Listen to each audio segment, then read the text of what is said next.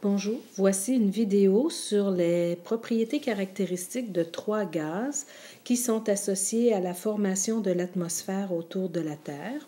Nous allons utiliser la technique de récupération d'un gaz par déplacement d'eau telle que vue lors de l'électrolyse de l'eau.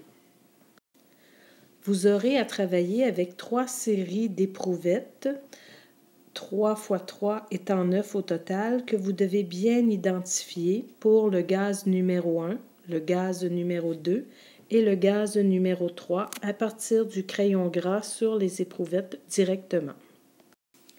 Les gaz 1 et 2 seront récupérés directement à des bonbonnes de gaz qui se trouvent dans le laboratoire 413. Vous devrez vous déplacer avec vos éprouvettes dans le support à éprouvettes jusqu'au bassin d'eau qui se trouve à côté des bonbonnes.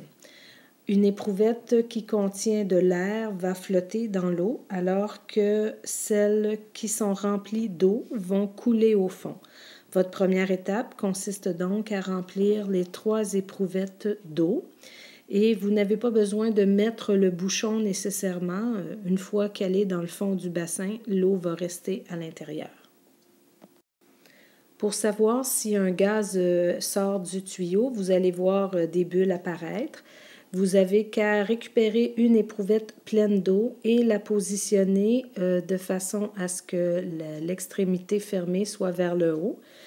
Et vous insérez le tube de gaz à l'intérieur et vous allez voir le niveau de liquide à l'intérieur de l'éprouvette diminuer jusqu'à temps que l'éprouvette soit remplie complètement de gaz. Il s'agit par la suite de remettre le bouchon toujours en maintenant l'éprouvette, l'entrée de l'éprouvette sous l'eau.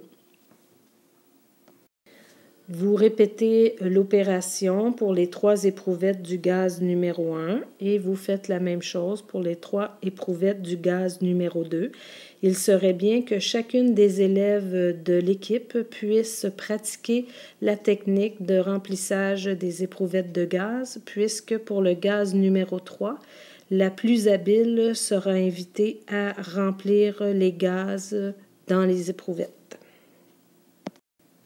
Pour le 3e gaz, voici le montage qui vous sera proposé dans le local 409 au poste de laboratoire. Vous avez toujours 3 éprouvettes disponibles pour le gaz que vous allez fabriquer à partir d'une réaction chimique. 2 réactifs sont nécessaires pour la réaction chimique, un solide et un liquide. Alors, déposez le réactif solide au fond de l'éprouvette de réaction.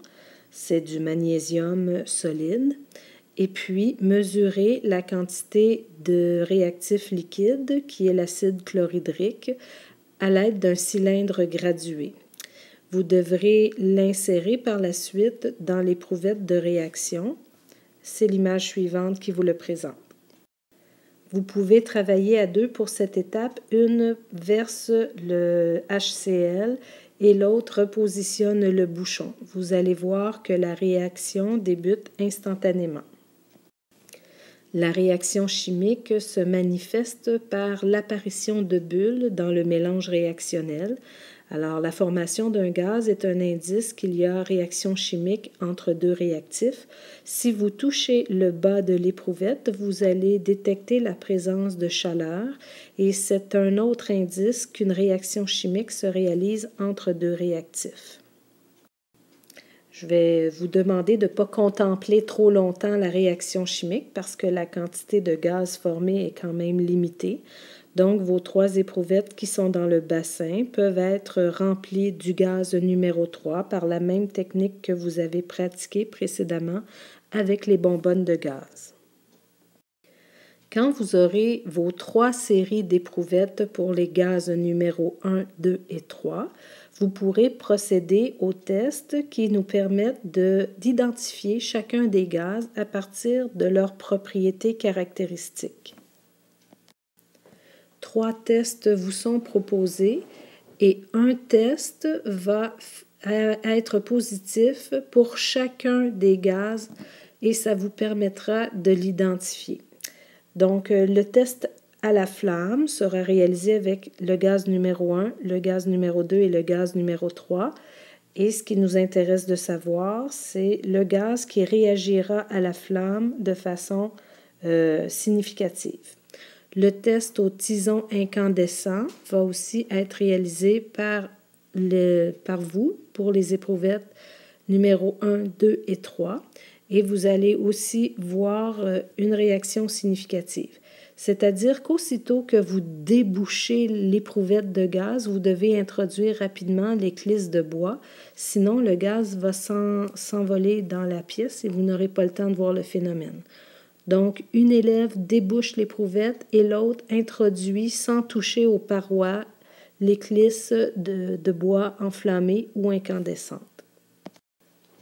Pour les allumettes, comme elles sont chaudes suite à l'utilisation, je vous invite à les déposer dans le bassin d'eau. Comme ça, elles vont refroidir et nous n'aurons pas de surprise de feu. Le dernier test à réaliser est un test avec une solution liquide, le rouge de phénol. Alors, il s'agit d'en mettre la bonne quantité avec votre cylindre gradué dans une éprouvette numéro 1, dans une éprouvette numéro 2 et dans une éprouvette numéro 3 et d'observer s'il y a réaction chimique.